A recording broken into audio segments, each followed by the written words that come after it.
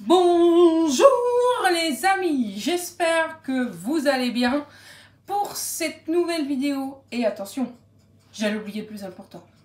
Fais avec ce que tu as dans ton frigo. Facile, rapide et économique. Pour cette nouvelle vidéo, on a du saumon fumé, de la mascarpone, une échalote, 6 boulettes et un citron du jardin. Et on va faire, je vais vous montrer deux choses.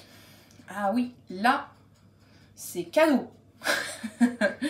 Donc, je vais vous montrer, on va faire une tartine. Donc là, logiquement, il va y avoir une photo qui va s'afficher, que j'ai publiée sur Instagram.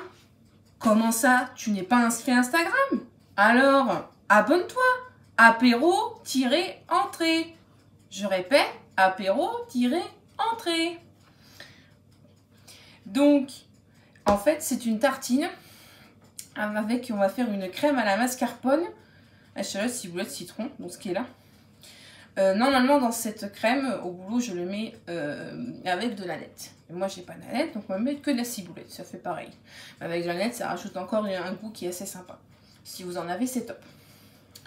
Donc, je vais vous montrer d'abord en premier temps, là, j'ai mis mes toasts à toaster au four, tout simplement.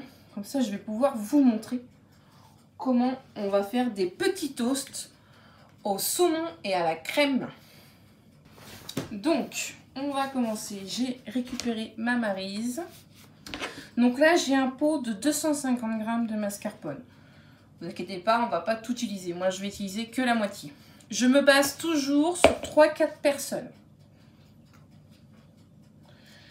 J'ai essayé de mettre dans un saladier transparent pour que vous voyez vraiment ce que je fais. Donc là, pour que vous observez attentivement ce que je fais. Donc, une fois notre mascarpone, on va ciseler notre échalote. Je répète, ciseler, c'est couper très fin. Pour éviter qu'il y ait des gros morceaux dans la bouche, de préférence, c'est plutôt pas mal. Donc là, en fait, je vais faire des petites bandes très fines sur l'échalote. Vraiment, ça s'appelle vraiment ciseler. Et là, je coupe en deux et je recoupe en deux. Ensuite, je taille très fin. Vraiment, le couteau, c'est comme ça, quoi. Vous voyez, moi, je suis gauchère. Donc voilà, ça fait ça.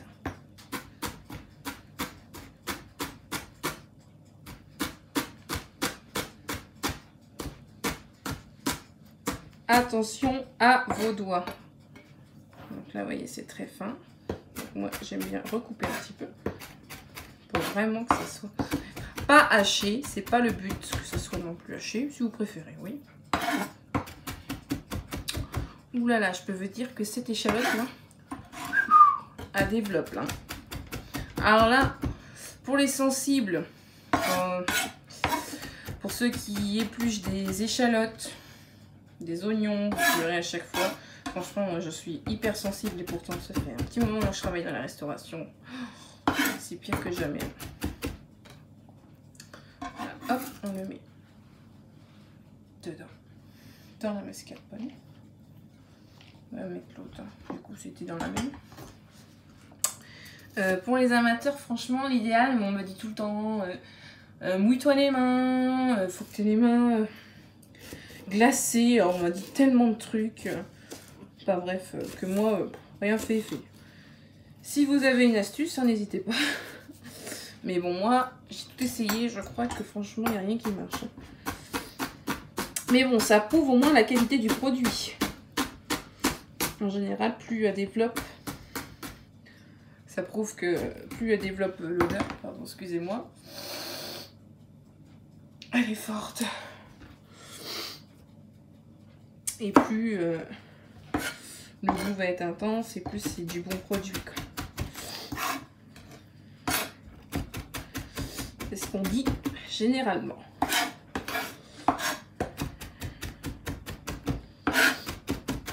Voilà, donc là on va la mettre dedans.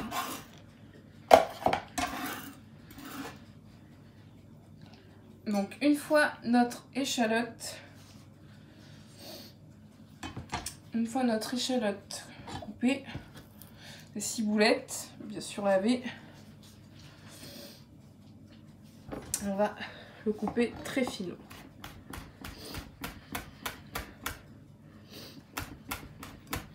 Bon là j'ai 6-7 brins de ciboulette. Bon moi ils sont tout petits parce que ma ciboulette du jardin, elle n'a pas envie de pousser. Ou alors elle pousse, mais alors très petit déjà.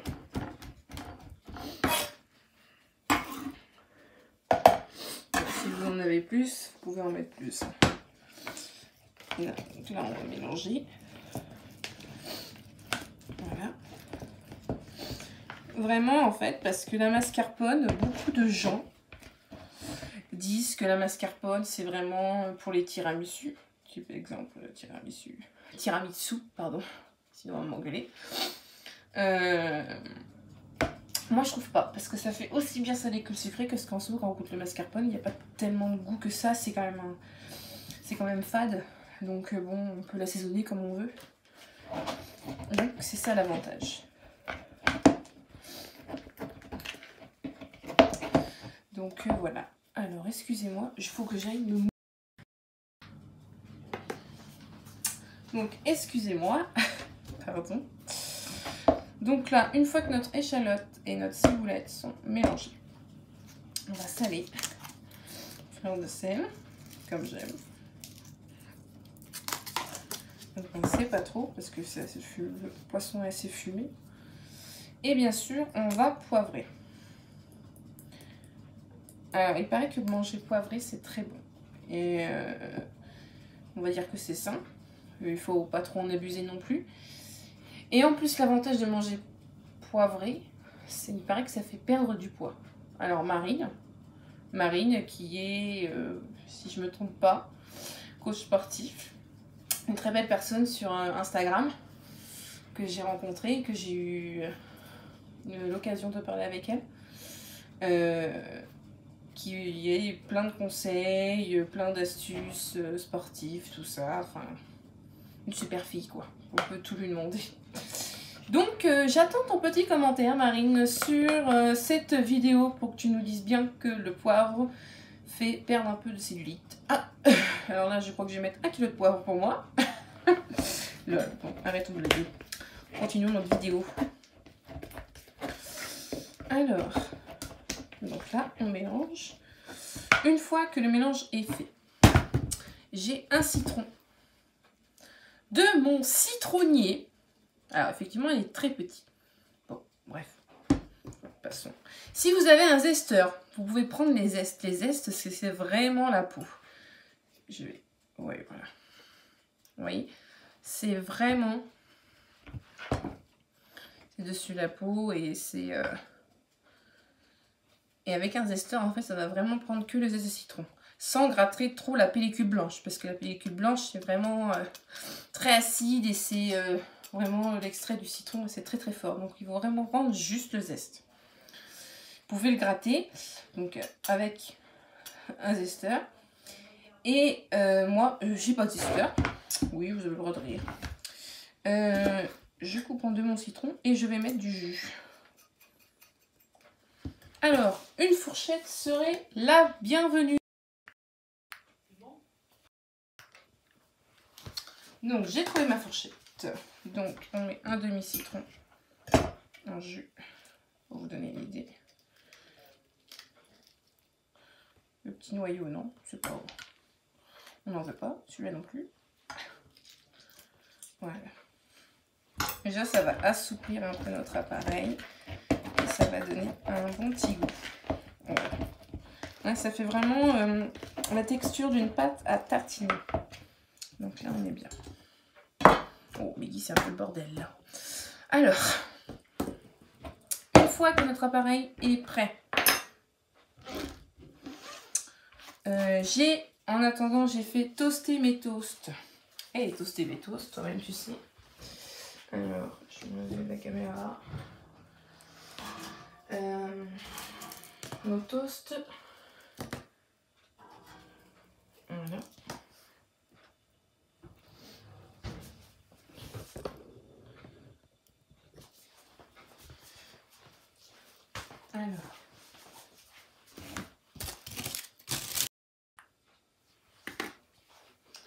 Donc là, nos toasts sont toastés. Donc on va faire des quenelles, ce qui s'appelle des quenelles. Donc en fait, on prend de la crème dans une cuillère et on la frotte contre l'autre. Comme ça, ça nous fait cylindrée.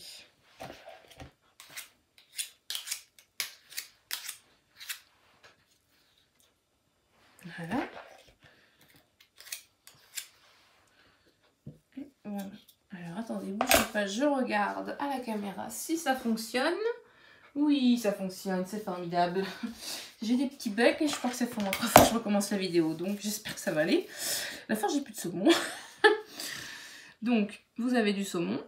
Hop, on met dessus. Après, vous le positionnez comme vous voulez. De préférence, c'est pas mal quand il y a du volume, en fait. Moi, j'aime bien quand il y a du volume. Après, vous pouvez faire vos quenelles plus grosses. Mais bon, là, après, c'est de la crème au saumon. On veut du saumon à la crème. C'est le but. Donc, voilà, vous avez 3 petites tartines sympatoches.